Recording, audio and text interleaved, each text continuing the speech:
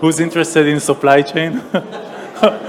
It's kind of boring issue, but I will try to do it, more interesting. So, okay, I'm Lior from the Olam Foundation. I'm a lawyer involved with cryptocurrencies, legal issues, and technological issues since 2010. I wrote my thesis on theories of money and Bitcoin. And I'm early adopter, pioneer of the community, and now a VP in the Olam Foundation and leading the Olam Foundation. The Olam Foundation is also generated by Cartasense, which is a leading company for the last 10 years in IoT, big data, and analytics for the logistic industry and the supply chain. And we are also empowered by leading logistic partners like DHL, Kuehne+Nagel, Swissport, and from out of the inner sea like Visa and banks. So let me expose you to our vision. The supply chain industry is a $9 trillion inefficient market, and we're going to, it is also inefficient, conservative, and technologically challenged. We're going to set and agreed and unified standards that will enable a new ecosystem for new business models, new technologies, new partners, new stakeholders, new entities. We all believe that the same as the role of the TCP/IP protocol for the internet evolution, the Olam Foundation will trigger the Internet of Logistics evolution. So like every good enterprise, every good idea should start from the challenges of the market. So as we see it, the challenges of the market are, this is a chaotic and growing market. I told you that this is a $9 trillion market, but in 2023 it's supposed to be a much bigger $15.5 trillion market. As I said, inefficient. For example, the cost of moving a container, 50% of the cost of moving a container is related to paperwork. And in a simple shipment, there are more than 30 people, 30 entities, 30 companies that are involved. It is also a complicated market with a lot of liability problems, many stakeholders, many conflicts, many interests between them. So in a lane, we have companies like DHL, huge company, Swissport, huge company, small people, banks, and all others, everybody has its own interests in the shipment. There is a lack of traceability. No one can know really when his shipment will come. Also, there is a cargo theft, fraud, and waste, which is a result, of the paper, for example, the paper thing. And there is a complex and costly governmental interface in this market.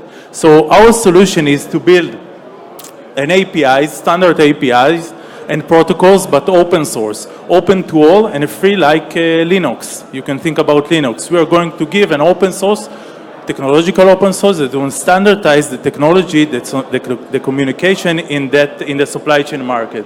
That will be supported by logistic industry leaders. As I said, companies like DHL, Kuehne+Nagel, and others are working with us in order to shape the solution. That will be through collaborating with the governmental entities, and most important, it will be led by a non-for-profit foundation. The non-for-profit foundation is the only way to make a real and acceptable change that will defeat the market challenges. And we're currently in a POC that is ongoing this quarter.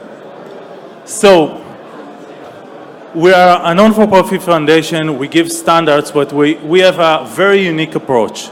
So basically, the standards, which is the core problem of this industry, and we are going to build an APIs, but open to all, open source, and we will focus on enablers. That will lead to a cooperation between the stakeholders, but also to a competition, meaning cooperation between competitors. It will also lead to governmental entities cooperation with all the governmental entities, and it will reduce costs, remove entry barriers from new new partners, new stakeholders. It will be innovative but yet non-disruptive. So this is very important because we believe that the market is not a bad market. The market is basically a good market that does good things. And we want not to disrupt it, but to lead it, to guide it to the next technological generation. So basically, some key values for our token. So basically, it will be a circle that feeds itself. It will be baked by the foundation activity. It will be tradable and liquid, and the value will grow along with the ecosystem evolution that we believe will be. This is our team, not advisors team. You can see that this is a very experienced team that worked in the logistic industry and in IT industry for many years. You can see here people from Broadcom. Yaron was the CTO of Texas Instruments and now is the CTO of this project. And also people from the logistic industry, from the blockchain industry, sorry.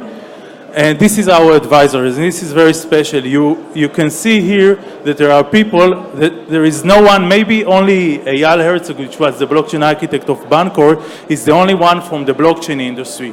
But the others are from the logistic industry. In current position and former positions, you can see here Gerard, which was the former CFO of Kuhn & Nagel, but also Marcel, which is the SVP of Kuhn & Nagel now. Under the board approve, he was joining our team. The board of Kuhn & Nagel is the second leading company after DHL, freight forwarder.